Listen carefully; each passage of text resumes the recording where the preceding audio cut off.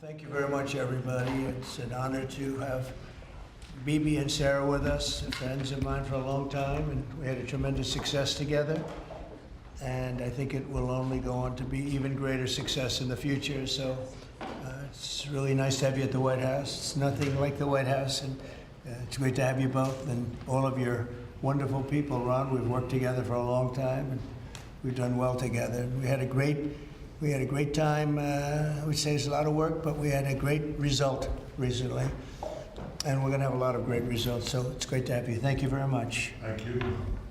I want to express the appreciation and admiration, not only of all Israelis, but of the Jewish people, and many, many admirers around the world for your leadership of the free world, your leadership of a just cause, and the pursuit of peace and security, which you are leading in many lands, but now especially in the Middle East. We have great opportunities. The President has an extraordinary team, and I think our teams together make an extraordinary combination to meet challenges and seize opportunities. But the President has already realized great opportunities. He forged the Abraham Accords. He's forging peace as we speak in one country and one region after the other. So I want to present to you, Mr. President, the letter I sent to the Nobel Prize Committee. It's nominating you for the Peace Prize, which is well deserved, and you should get it. Thank you very much. This I didn't know. Wow. Thank you very much. Thank you. Coming from you in particular, this is very meaningful. Thank you very much, Bibi. Thank you. Thank you for everything you're doing. Thank you. It's a great honor. Thank you very much, everybody. Appreciate Mr. it. President, have you spoken with any of the families of the victims of the Texas flood? And can you talk about what you would like to do when you travel there on Friday? Well, we're going to just make it as comfortable as possible for the state of Texas. They have a great governor. They have wonderful senators. They have wonderful representatives, and we're going to work together with them. And we have been working really very hard. This whole table has been working. That was a terrible event. Terrible event. You saw that, baby, where Texas was just absolutely so badly hurt by something that was a big surprise late in the evening. So we'll be working with the governor and all of the people of Texas. We'll be going on Friday. Mr. President, there was a security incident in northern Gaza today, right around the time that the Prime Minister was meeting with Secretary of State, Mr. Steve Witkoff. Does that, a number of IDF soldiers reportedly have been injured, possibly killed, does that in any way put a wrinkle in ceasefire negotiations with Hamas? I don't think so. They want it. They want to meet and they want to have that ceasefire. So I don't think so. Steve, could you respond to this? You know about it? Well, I think it's terribly unfortunate. Terribly unfortunate. We were just talking about it, how tragic it is, but we have an opportunity to finally get a peace deal, Mr. Prime Minister, as we discussed, and I'm hopeful for it very quickly.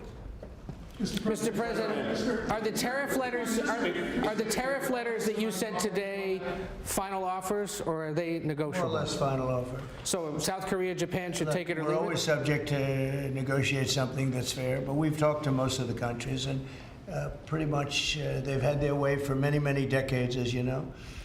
And it was time that we just wanted fairness. This is not really equitable from our standpoint, because it's just a small token by comparison to the damage that's been done over the years. But we had no other president that was willing to do this. I did it in my first term with China and others.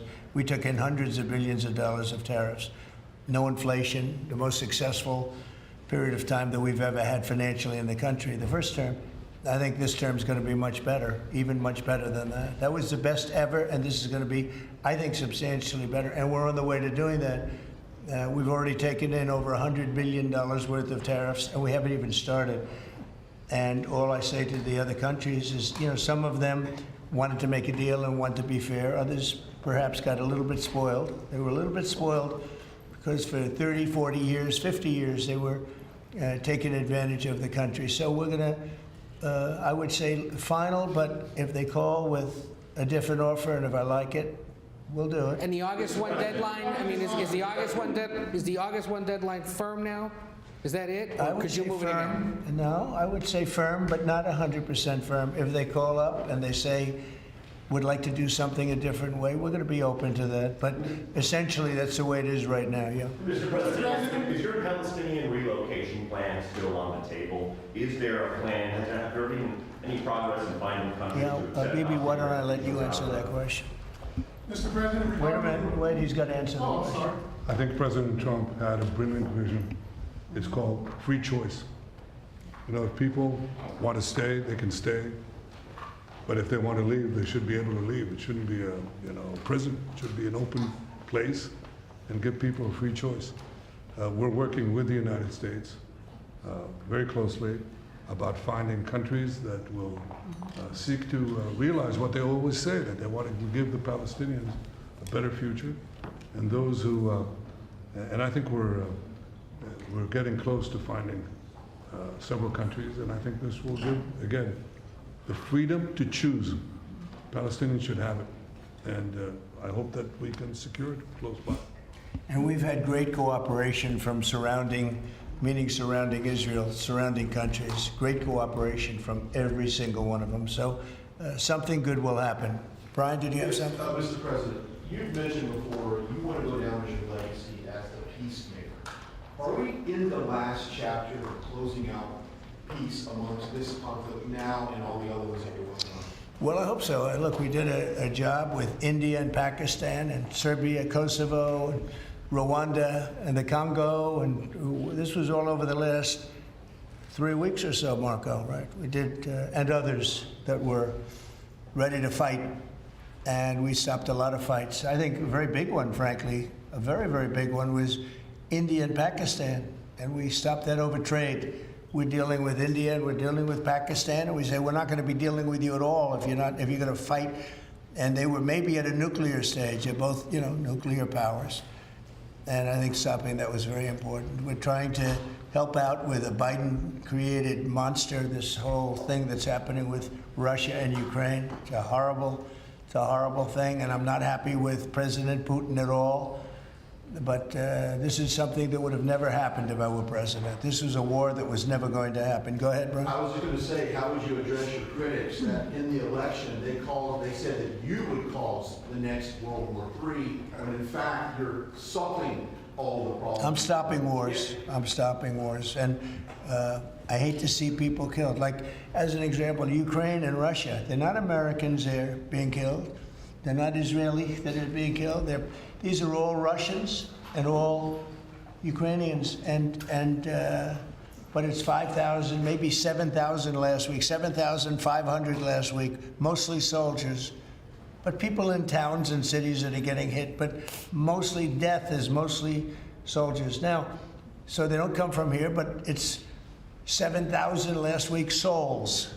And if I can stop that, they have parents and they have sisters and brothers and getting married, and who knows, they're just people, but they're souls. And if I can stop a war, because I have an ability to do so, I'm disappointed, frankly, that President Putin hasn't stopped. I'm not happy about it either. Mr. President, on the Iran talks, can you say if you've scheduled the next round of Iran talks? And then also on strikes. We have scheduled Iran talks, and they want to talk. Yeah. They took a big drubbing, I think, when we hit the 3 sites, really. I would say the 3 sites, not just the one. The one was a big one, and it was deep in granite, and it was obliterated. It turned out the Atomic Energy Commission said it is obliterated. I would just want to take our hats off to those incredible flyers, the people that flew that big machine, and frankly, the mechanics and everybody else. I mean, they had zero. They flew for 37 hours with zero problem mechanically. I mean, when you think in carrying the biggest bombs ever, the biggest bombs that we've ever dropped on anybody, when you think non-nuclear, and we want to keep it non-nuclear, by the way. But they did a phenomenal job. It was an amazing job, and I think I was talking to Bibi about it before, that was the very beginning of the end. It ended very quickly after that. I don't want to say what it reminded me of, but if you go back a long time ago, it reminded people of a certain other event, and Harry Truman's picture is now in the lobby, in a nice location in the lobby where it should have been, but that stopped a lot of fighting. And this stopped a lot of fighting. When that happened, it was a whole different ballgame. On future Iran strikes, what might make you have the desire to do another strike on Iran? Another what? Another strike on Iran? I hope we're not going to have to do that. I can't imagine wanting to do that. I can't imagine them wanting to do it. They want to meet. They want to meet. They want to work something out. Can you say No, when? they're different. They're very different now than they were 2 weeks ago. Is there a date yet, sir, for the Iran talks, or a city? Do you know when and where the next round of Iran talks will be? Well, I can tell you. I'd rather not say, but you'll be reading about it tomorrow or seeing it tomorrow.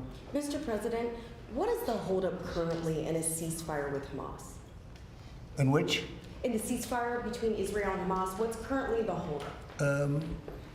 I don't think there is a holdup.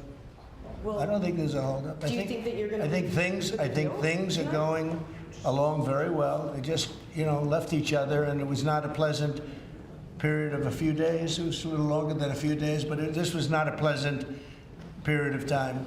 And we were at the end, 14 missiles were shot, and every single missile was shot out of the air. It was pretty amazing. That was sort of the end. And they told us they were coming and where they were and what time they were coming. And they said, if you'd like to have a different time, we'll do that. And that's respect when they do that. I appreciated that they did that. There was no surprise. We got the soldiers out of the base in Qatar, in this case.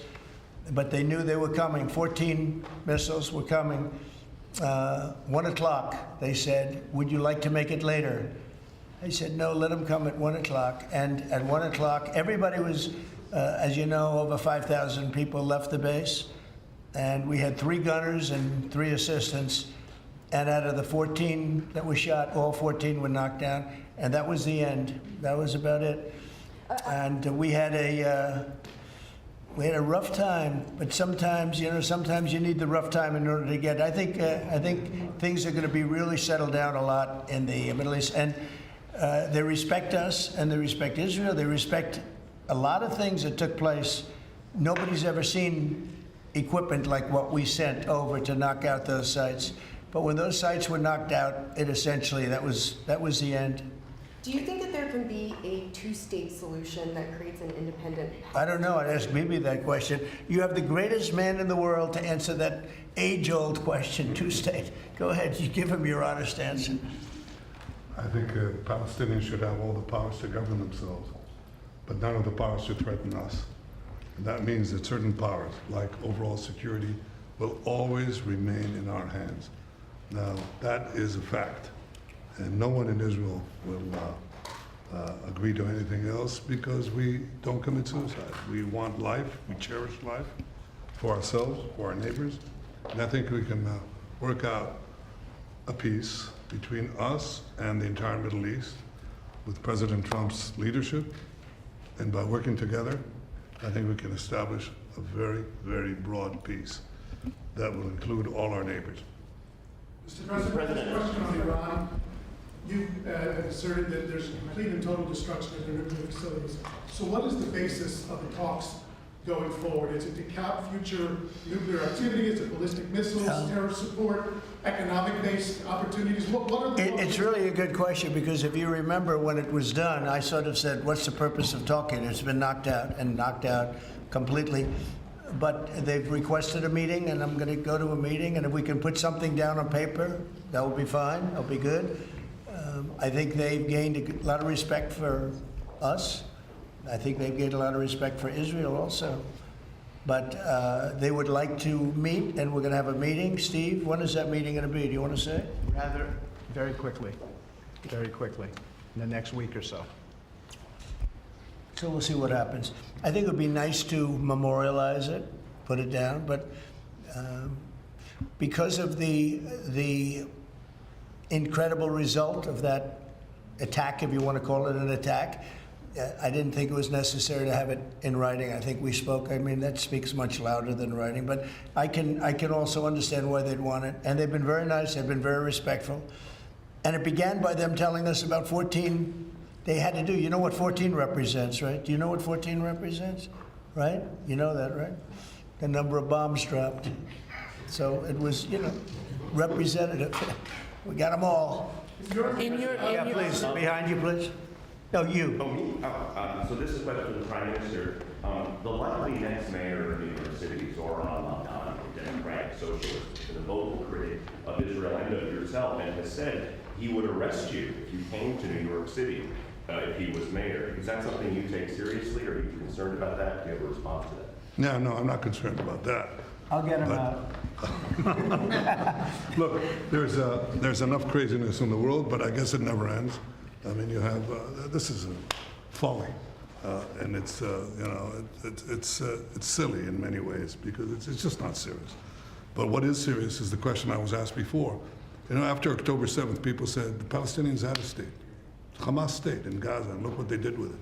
They didn't build it up, they built down into bunkers, into terror tunnels, after which they massacred our people, raped our women, beheaded our men, invaded our cities and our towns and our kibbutzim, and did horrendous massacres, the kind of which we didn't see since World War II and the Nazis, the Holocaust. So people aren't likely to say, let's just give them another state, it'll be a platform to destroying Israel. We'll work out a peace with our Palestinian neighbors, those who don't want to destroy us, and we'll work out a peace in which our security, the sovereign power of security, always remains in our hands. Now, people will say it's not a complete state, it's not a state, it's not that. We don't care. We vowed never again.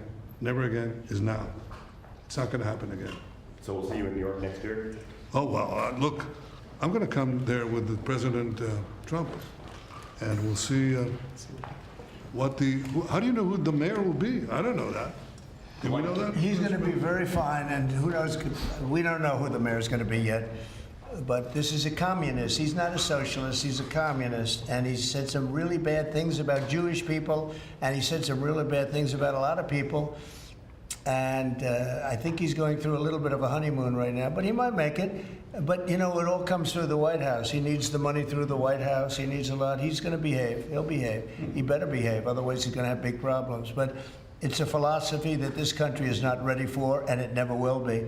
By the way, we have a man with us who thought this was going to be a very glamorous, easy job. He's the ambassador to Israel, Mike Huckabee, former governor, former everything. I'd say he's a former everything, and respected and loved by everybody. And he loves Israel. He loves the state of Israel, and nobody loves it much more. And he's not Jewish, and he loves Israel. And he wanted to be there. I said, Mike, it could be dangerous. No. Well, at least I was right about that. He was in every bunker you could be in. He was running around from bunker to bunker, but he's still with us, fortunately, and he's done a great job. Would you say a few words, Mike? Just want to say what an honor it is to serve you, Mr. President, and to see a historic horizon that we're looking at in the Middle East. And when the President made his trip to the Middle East, and then he really reached out to the new Syrian government, knowing they needed a partner, and knowing that they could pick the wrong partner. And what the President did, which took us all off guard, but the strategic move in that has set up something that is absolutely historic. And Mr. President, I don't even think you fully comprehend the impact that you're having on the region in a way that is so remarkable. And it was your leadership, your foresight, you did that. When the B-2s went in, the celebration, the sense of partnership that you gave with the Israeli people was so dramatic. But the message was bigger than to Israel. It was a message to the world. America's friends can trust us, but America's foes had better fear us. And that is a message that the President sent to everyone on the planet. And it is a message that will resonate toward a matter of peace, the likes of which I don't think we've ever seen. So thank you. Great job you're doing, too. Thank you. They love you over there. They respect him and they love him. Mr. President, It's very, very interesting. We had the pilots here yesterday, as you know, and they were incredible. And we also had the mechanics. We had a lot of people here that had to do, I think about 170 people that had to do with that incredible journey. a journey that could have been horrible. You remember what happened with Jimmy Carter with the helicopters and all of the problems, and ultimately hostages. We had the exact opposite. Everything was perfect. It worked perfectly. But I didn't realize, I was saying to one, is this something that you felt strongly about? Absolutely, sir. I couldn't wait. I said, better than you, really better you than me. But they couldn't wait. He said, sir, we've been practicing for this mission for more than 20 years. From just after 2000, they've been thinking and practicing to go into that area. I guess you probably know that better than anybody, Pete. They've been looking at going in, but they never had a president that would allow them to do it. And perhaps right, perhaps wrong. I don't know if that's true or not, but I didn't realize they were preparing for that journey from just a little bit after 2000, the year 2000. And I was pretty amazed by that. They knew it. They knew every inch of it. And they came back and they said, we got it better than we ever did in practice. But they've been practicing for more than 20 years. Can you imagine? Yeah. On Ukraine, Mr. President, are you planning to send more weapons to Ukraine? We're going to send some more weapons. We have to. They have to be able to defend themselves. They're getting hit very hard now. They're getting hit very hard. We're going to have to send more weapons. Yeah, defensive weapons primarily, but they're getting hit very, very hard. It's very sad. So many people are dying in that mess. Mr. President, with the one big beautiful bill now signed into law by you, what would you like congressional Republicans to turn their focus to? All they have to do now is talk about how good it is. The biggest tax cuts ever. No tax on tips, no tax on Social Security, think of it, no tax on overtime. From a business standpoint, the jobs are coming in like we've never seen them before. As soon as that was signed, there were 9 factories that announced that they were building the one-year deductibility, you know, things that from a business standpoint you'd understand. The jobs that are being created. And one of the things that is, and this is also that, but it's also because of the tariffs, a tremendous success. We're taking in hundreds of billions of dollars in tariffs. One of the things that is so exciting is the number of companies and car companies where they're building plants. AI is the big thing. We have over $15 trillion announced already, and it's been, I mean, really, I would say it's been during the last 3 months, but we're here for a short period of time, and some administrations never had anywhere near that number for a whole term, probably for a whole 2 terms. But we're up to over $15 trillion coming into our country. There's never been anything like it anywhere in the world. There's never been an investment like that anywhere in the world. We, look, I told this story, and I just told it to Bibi backstage. I was talking to him, and I said, you know, the King of Saudi Arabia, smart guy, and also we went to Qatar, and we went to UAE. Really 3 strong leaders, smart guys. They all told me the same thing, and then that was reiterated at NATO just recently when we got back, where they agreed to spend $1 trillion a year, by the way, which is about 3 times what they were spending. But they all said the same thing. We thought your country was dead. Horrible term, right? We thought the United States of America was dead, and now you're presiding over the hottest country anywhere in the world. We're the hottest country in the world. I think Bibi would admit it, even hotter than Israel, though Israel was pretty hot about a week ago, I can tell you, for the wrong reasons. But we are the hottest country in the world right now, and it happened faster than anybody thought possible. But we have over $15 trillion, and that means jobs, and that means building, and that means things like we've never seen before. So all we can do is keep working hard. There'll be always surprises. Some of the surprises are going to be bad surprises. Mr. President, again, real quick, on Iran, in your view, is the war between Israel and Iran over? Or do those talks need to happen before you can? Well, I would say that the best man to answer that is the Prime Minister. But I will tell you that, in my view, I hope it's over. Yeah, I think Iran wants to meet. I think they want to make peace, and I'm all for it. Now, if that's not the case, we are ready, willing, and able. But I don't think we're going to have to be. But I think Bibi would answer that question very well. I think the partnership between Israel and the United States, the partnership between President Trump and me, produced a historic victory. It's an incredible victory, actually. It brought the greatest capabilities of the United States that are unmatched with the great capabilities of Israel and the army of Israel, pilots of Israel, soldiers of Israel, and the Mossad. And the combination of these two extraordinary capacities produced a decisive result.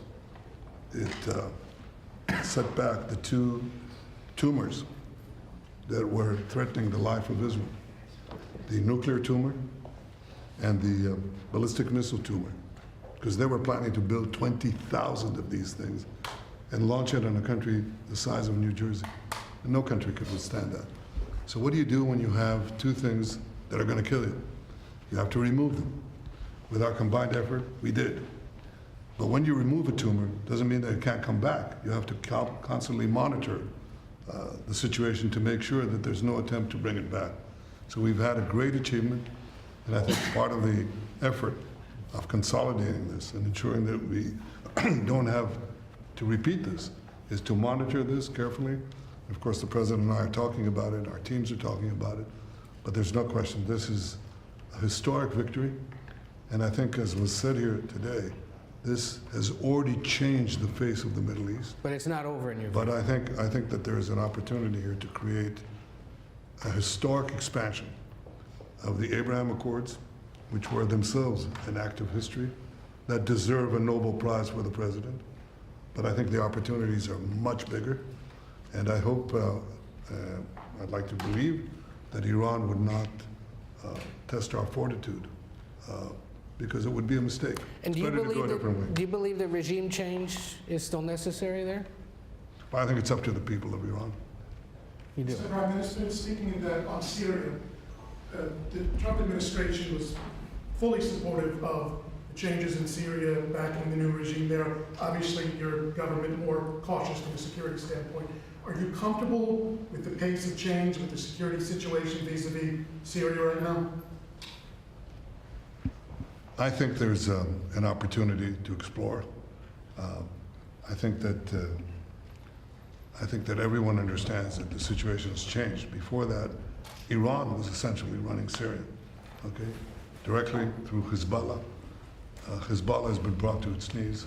Iran is out of the picture. So I think this presents opportunities for stability, for security, and eventually for peace. And I think that's been opened up also by the fact that the president has opened up a channel. So they have something, there's a lot to lose by going back to conflict, and there's a lot to gain by moving towards peace.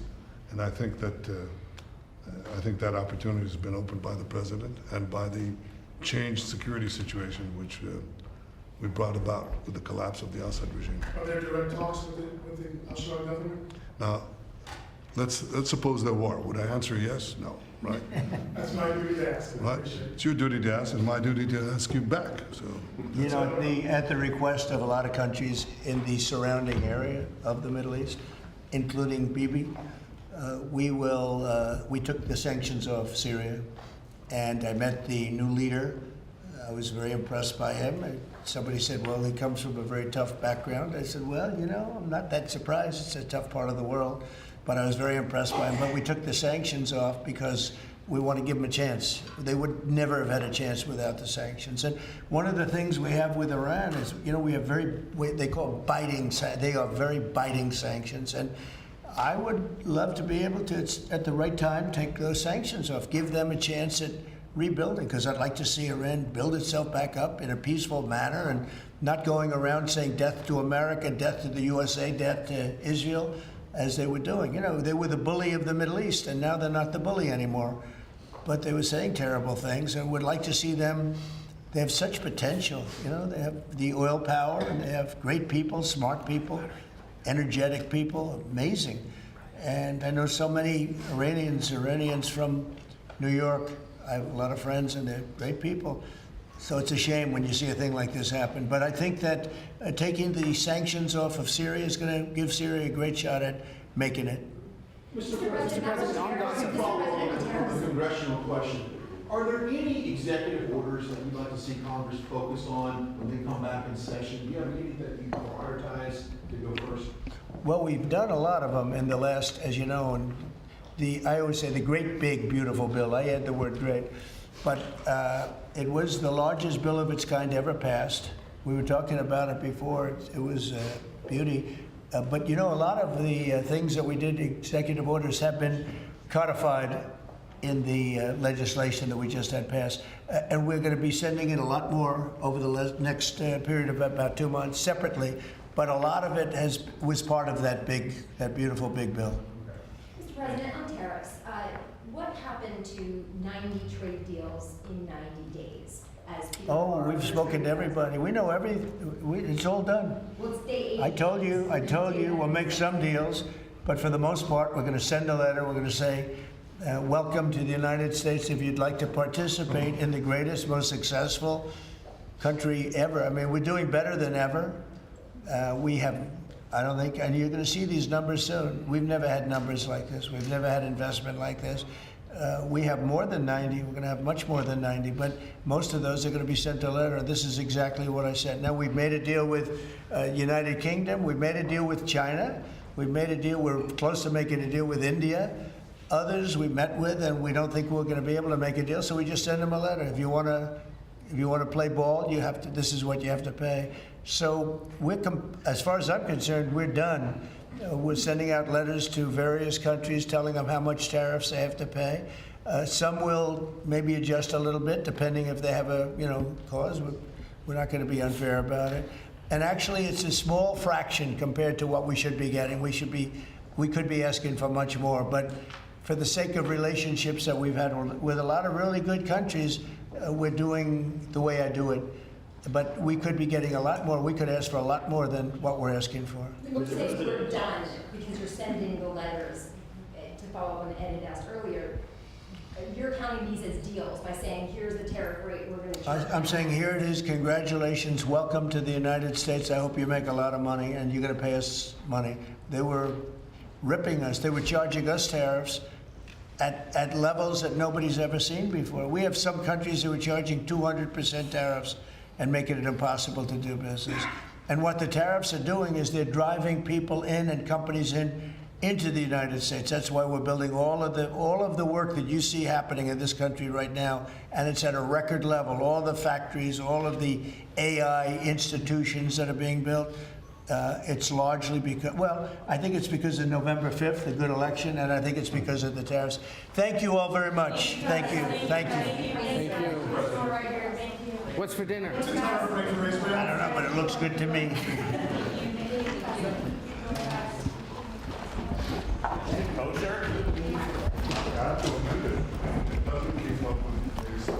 We're going to wrap it. Thank you, Carolyn.